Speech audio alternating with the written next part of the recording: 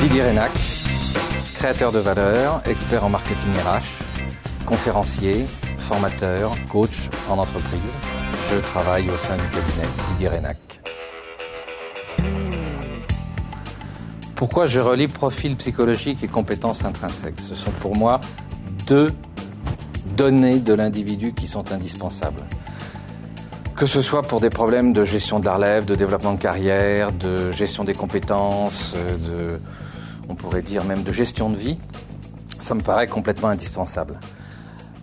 Tout ce qu'on appelle profil psychologique, on le voit beaucoup avec des outils genre MBTI, qui définissent des profils psychologiques avec des extravertis, des introvertis, des dominants, des consensuels, etc., qui sont des outils qu'aujourd'hui à peu près tout le monde utilise. Et puis, ce que j'ai ajouté et ce à quoi je tiens, c'est qu'on mette à l'intérieur de ça ce que j'appelle les compétences intrinsèques. Les compétences intrinsèques, ce sont des compétences que vous avez depuis votre naissance. C'est ce qui fait que certains entreprennent un certain nombre de choses d'une certaine façon et d'autres autrement. Je vais vous prendre un exemple. Imaginez quelqu'un qui soit plutôt extraverti, dominant, assez charismatique, avec des compétences intrinsèques spécifiques. Et vous prenez les deux personnages, deux personnes qui ont le même profil, et on se dit, tiens, ces profils peuvent nous intéresser dans une entreprise parce qu'on a besoin de gens extravertis dominants pour, par exemple, développer les ventes, pour la relation clientèle, pour un certain nombre de postes de ce genre. Oui, mais leurs compétences intrinsèques ne sont pas les mêmes. Il y en a un, par exemple, qui aime les défis, l'autre aussi, mais ils ne vont pas les gérer, ils ne vont pas les traiter de la même façon parce que leurs compétences intrinsèques ne sont pas les mêmes. Il y en a un qui va être peut-être plus intellectuel, d'autres plus physique. Il y en a un qui va le gérer plus en se tournant et en donnant la responsabilité aux autres, d'autres de façon plus personnelle et individuelle. Il y a des gens qui sont plus aptes à organiser, il y en a d'autres qui n'aiment pas l'organisation, qui marchent plus avec du feeling ou en s'appuyant sur les équipes ou en s'appuyant sur les autres. Ces compétences intrinsèques-là, c'est ce qui vous porte, en fait, c'est ce qui vous met en mouvement et ce sont vos moteurs en plus de vos moteurs psychologiques. C'est la façon dont vous allez réaliser ce que vous êtes. Et c'est donc ces deux domaines-là, c'est pour ça que je les relie, parce qu'en fait, le profil psychologique ne suffit plus à l'heure actuelle pour les entreprises qui recherchent beaucoup plus des talents que des diplômes. Si je prends juste un diplôme avec un profil psychologique, je peux éventuellement avoir une réponse. Mais je ne sais pas comment l'individu va me livrer la marchandise. Et c'est dans le comment aujourd'hui qu'on va chercher la performance. Donc c'est au travers de ces compétences intrinsèques. Si c'est si important dans la gestion de la relève, cette alliance entre les compétences intrinsèques et les profils psychologiques, c'est que nous avons aujourd'hui des postes à remplacer. Les baby-boomers partent en retraite, et puis on a une nouvelle génération qui arrive, qui est formée différemment, qui a peut-être des diplômes qui portent le même nom, mais qui ne sont pas les mêmes. Un HEC 1960 n'est pas un HEC 2010. Les choses ont changé, les choses ont évolué, les matières aussi nouvelles sont venues enrichir tout ça. Donc on peut remplacer un diplôme par un diplôme. Ça ne pose aucun problème.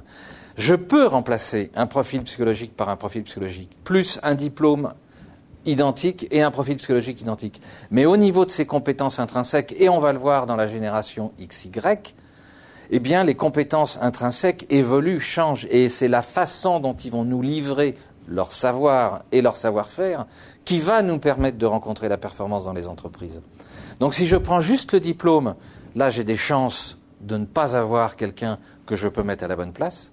Mais si je prends le diplôme plus les compétences intrinsèques, là je risque d'aller chercher un talent. Et à la limite, si je prends une expertise plus des compétences intrinsèques, même s'il n'a pas le diplôme, je suis plus proche de remplacer la personne qui est partie, car il peut acquérir le savoir-faire maison, il peut acquérir la technologie maison. Le savoir, ça s'acquiert toujours. Par contre, les compétences intrinsèques, on les transformera pas.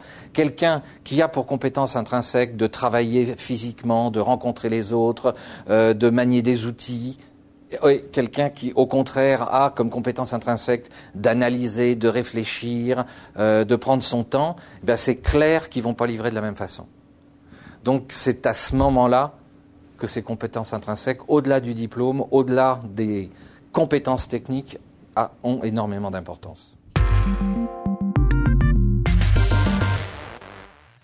Alors, profil psychologique et compétences intrinsèques, je dirais, c'est indispensable dans la transmission d'entreprise. En plus, que ce soit des grosses ou des petites entreprises, ce sont vraiment des dimensions qu'il faut absolument prendre en compte. Dans la petite entreprise, c'est vital. Vous vendez votre entreprise, vous êtes propriétaire d'une entreprise. C'est quoi votre profil psychologique en tant que patron? Parce que votre profil psychologique et vos compétences impactent sur la culture d'entreprise. Donc vous êtes le porteur d'une culture d'entreprise. Si vous vendez votre entreprise, vous avez le loisir de dire « je la vends à n'importe qui me fait le plus gros chèque ».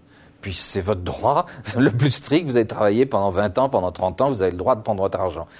Mais il faut savoir que si vous le vendez à quelqu'un qui n'a pas le même profil psychologique, qui n'a pas les mêmes compétences intrinsèques, il va transformer la culture d'entreprise. Elle va obligatoirement bouger. Et les gens qui sont à l'intérieur, qui ont vécu depuis 5 ans, 10 ans, 15 ans, avec entre parenthèses des habitudes, une culture qui les a portés, qui les a nourris, que peut-être même ils aiment bien, qu'ils n'ont pas envie de changer, puisque le propre de l'homme, c'est le changement. Enfin, la difficulté souvent de l'homme, c'est le changement, ou de l'être humain, c'est le changement. Donc, ils vont se retrouver confrontés à une nouvelle direction, qui agit différemment, qui pense différemment. Et à partir de là, vous risquez de mettre l'entreprise en échec. Donc, c'est valable aussi bien pour les vendeurs, parce qu'ils peuvent voir leur entreprise à terme dépérir, puis c'est toujours un deuil qu'il faut faire. Déjà, on a le deuil de la vente et de quitter l'entreprise. Si en plus on fait le deuil parce que l'on l'a vendu à quelqu'un qui l'a tué, l'entreprise, c'est un peu le bébé pour l'entrepreneur, l'entreprise. Et puis celui qui achète, s'il croit, s'il est persuadé qu'il peut remplacer tout le monde et que lui, il a sa vision sans prendre en compte les facteurs psychologiques et ses compétences qui sont dans l'entreprise, il va droit au plantage, c'est garanti. La plupart des entreprises qui sont rachetées comme ça, soit elles sont assimilées par des gros groupes et puis ça se diffuse dans l'organisation, puis il y a des gens qui partent et qui quittent, mais en fait ils ont acheté des parts de marché ou acheté une technologie, ou alors c'est un patron qui reprend la PME pour la développer ou pour la garder comme elle est, mais à partir de ce moment-là, s'il n'a pas pris ça en compte, il risque d'avoir ses meilleurs éléments qui s'en vont. Parce qu'il faut savoir que dans une relève d'entreprise, dans une transmission d'entreprise, quand ça colle pas entre le nouveau patron, c'est toujours les meilleurs qui s'en vont en premier parce qu'ils sont sûrs d'avoir du boulot ailleurs. Donc ça pose, et c'est ça que ce sont ces facteurs-là qu'il faut prendre en considération. C'est ce qu'on fait quand on analyse les risques en GRH au niveau du rachat d'une entreprise. Et les risques, très souvent, ils sont sur les différences de profil et les différences de compétences entre les patrons qui s'en vont et les patrons qui arrivent.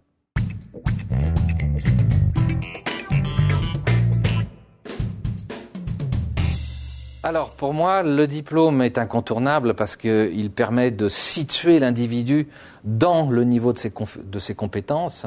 Mais un bon autodidacte qui a des années d'expertise dans son domaine, pour moi, et je le rencontre assez souvent, il a parfois plus de valeur que le simple diplôme qui n'a pas mis à profit ses profils psychologiques et ses compétences intrinsèques, qui n'a pas pris conscience de ce qu'il est ou qui est encore bloqué dans certains jeux de paraître, de discours de vendeur, de comportement de séduction, parce que celui qui a vraiment transpiré l'autodidacte pour prouver qu'il était capable, en général, il est plus vrai et on sait à qui on a affaire.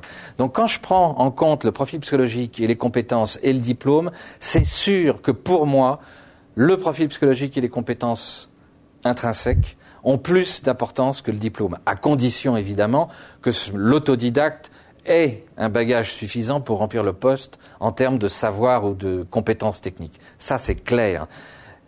Par contre, c'est sûr que quelqu'un qui a un super diplôme, qui n'est plus dans le jeu de la séduction pour obtenir le poste ou pour se mettre en avant, qui a un peu limé son ego, si j'ose dire, et puis qui est parfaitement conscient de son profil psychologique, qui est conscient de ses compétences intrinsèques et qui va les exploiter dans les meilleures conditions possibles pour gérer sa carrière au mieux, pour satisfaire son patron, mais aussi pour s'auto-valoriser, celui-là aussi, il est très très intéressant.